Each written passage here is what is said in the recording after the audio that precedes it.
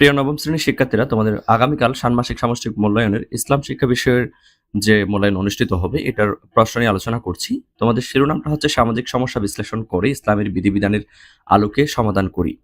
তো এখানে তোমাদের কাজ একের মধ্যে রয়েছে সমস্যা বা চ্যালেঞ্জ অনুসন্ধান। এখানে দুইটা কাজ রয়েছে, তোমরা এগুলো পরে দেখবে। দেন এরপর দুইটা আশা করি ছক এর মধ্যে দুইটা পার্থক্য ফিল আপ করতে বলা হয়েছে। একটা কথা হচ্ছে তুমি যা খুঁজে পেলাম, আর একটা হচ্ছে প্রথম বন্ধু যা খুঁজে পেল, অর্থাৎ তুমি এবং তোমার প্রথম বন্ধু যে যে সমস্যাগুলা চ্যালেঞ্জগুলা সমাজের মধ্যে আহ, দেখতে পেয়েছো, সামাজিক সমস্যাগুলা সেগুলোর একটা তালিকা তুমি করবে। এরপর হচ্ছে কাজ 2, সমাধানযোগ্য সমস্যা নির্বাচন ও পরিকল্পনা প্রণয়ন। এরপর এখানেও সামাজিক গুরুত্ব কতটুকু, ধর্মীয় গুরুত্ব কতটুকু, এ সম্পর্কে তোমাকে দুইটা চক ফিল আপ করতে হবে। সেক্ষেত্রে তোমরা যদি চাও আমাদের অনলাইন পেইড কোর্সে সাইকেল 3 তে অ্যাড হতে পারো। আগস্টের 10 তারিখ থেকে আমাদের এই সাইকেল 3টা স্টার্ট হবে। এই সম্পর্কে বিস্তারিত জানার জন্য তোমরা এই হোয়াটসঅ্যাপ নাম্বারে যোগাযোগ করবে। এখানে কোর্স ফি থেকে শুরু করে সবগুলো দেওয়া রয়েছে। আর যারা এখনো পর্যন্ত আমাদের দুইটা চ্যানেল, একটা হচ্ছে আরফাত একাডেমি এবং আরেকটা হচ্ছে আরফাত স্যার, এই দুইটা চ্যানেল তোমরা সাবস্ক্রাইব করে রাখবা। ডেসক্রিপশন বক্সে তোমরা লিংক পেয়ে যাবে। এরপরে সেক্ষেত্রে আমরা যদি প্রশ্নটা পরে দেখি, তাহলে আমরা এখানে কাজ 3-এর মধ্যে এটার পরে দেখতে পাচ্ছি, এরপর তোমরা 4 জন সহপাঠী আলোচনা করে নির্বাচিত সমস্যাটি কিভাবে সমাধান করা যায় তার একটা পরিকল্পনা তোমাদের করতে হবে।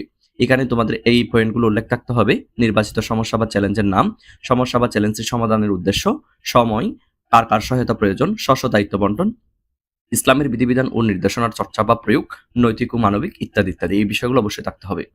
এরপর কাজ 3-এর মধ্যে রয়েছে প্রতিবেদন লিখি, অর্থাৎ তোমার বিদ্যালয় বা এলাকার একটি ইতিবাচক উদ্যোগ চিহ্নিত করো। ইসলামের নির্দেশনা, বিধিবিধান, রীতিনীতি ইত্যাদির আলোকে ইতিবাচক উদ্যোগটির স্বরূপ, উদ্যোগের কারণ ও ফলাফল বিশ্লেষণ করে একটা প্রতিবেদন তোমাকে লিখতে হবে। আশা করি প্রতিবেদনগুলো তোমরা লিখতে পারো।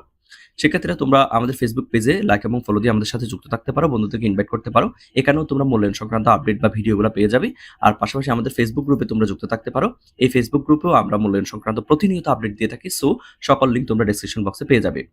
এরপরে সেক্ষেত্রে আমরা যদি একটু দেখি, আমাদের প্রশ্নের মধ্যে কাজ 4-এর মধ্যে রয়েছে ইসলামের বিধিবিধান দৈনন্দিন জীবনে অনুশীলন করি, অর্থাৎ এই অংশটা তোমরা একটু কষ্ট করে পড়ে নিবা। এখানে বিস্তারিত রয়েছে। সো আশা করি এটা হচ্ছে তোমাদের কাঙ্ক্ষিত সেই প্রশ্ন। এবং এখানে 4টা কাজ রয়েছে এবং 4টা কাজ আমি একটু একটু হলেও এক্সপ্লেন করেছি। সো বাকিটা তোমরা খুব তাড়াতাড়ি উত্তরপত্র পেয়ে যাবা। সো উত্তরপত্র পাওয়ার জন্য একটু অপেক্ষা করতে হবে, কারণ আমরা নির্ভুল উত্তরপত্র দিয়ে থাকি, সেজন্য যাতে স্টুডেন্টদের সমস্যা না হয়। তাড়াতাড়ি উত্তরপত্র দিলে অনেক ভুলভ্রান্তি হয় বলে আমরা একটু নির্ভুলভাবে দেওয়ার চেষ্টা করি। সুতরাং এই জিনিসটা তোমাদের অবশ্যই বুঝতে হবে। সেক্ষেত্রে ভালো থেকো, বেস্ট অফ লাক।